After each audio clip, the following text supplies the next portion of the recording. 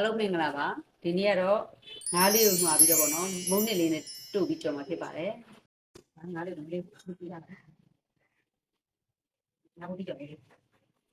ตั้งหอยပြီးတော့ကြော်တာဖြစ်ပါတယ်ငါးလေးကတော့ဟီးလို့ပြီးပါပြီ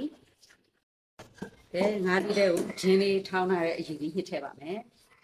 ဂျင်းထောင်းထားတဲ့ကအရည်လေးညှစ်ထည့်ပါမယ်ရင်းရည်လေးညှစ်ထည့်ပါတယ်စားလေးနည်းနည်းထည့်ပါချစ်ဖို့လေးနည်းနည်းထည့်ပါတယ်မြင့်ကောင်းမှုလေးနည်းနည်းထည့်ပါတယ်ငါးလေးခဏနှက်ထားပါလို့ရှင်မုန်းနှစ်လေးထည့်ကိုဒီလေးနည်းနည်းထည့်ပါမယ်မုန်းနှစ်ဒီအနေလေးဆိုလို့ရှိရင်ခုနကနှက်ထားတဲ့ငါးလေးကိုထည့်ချပါမယ်ဒါလေးဆိုကြော်ရပါပြီစီလေးထည့်ချပါမယ်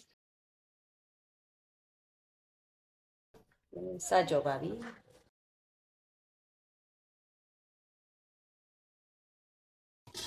မုံမြပပလေးလူထုံးထွင်နေစားလို့မကောင်းပပလေးလူကြီးကြော်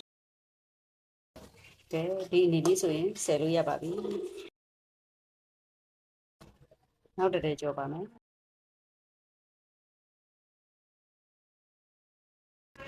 အင်းစားလို့ကောင်းတယ်ငါပူးသီးကြော်လေးတစ်ခွက်ရပါပြီရှင်အားလုံးကျေးဇူးတင်ပါတယ်ရှင်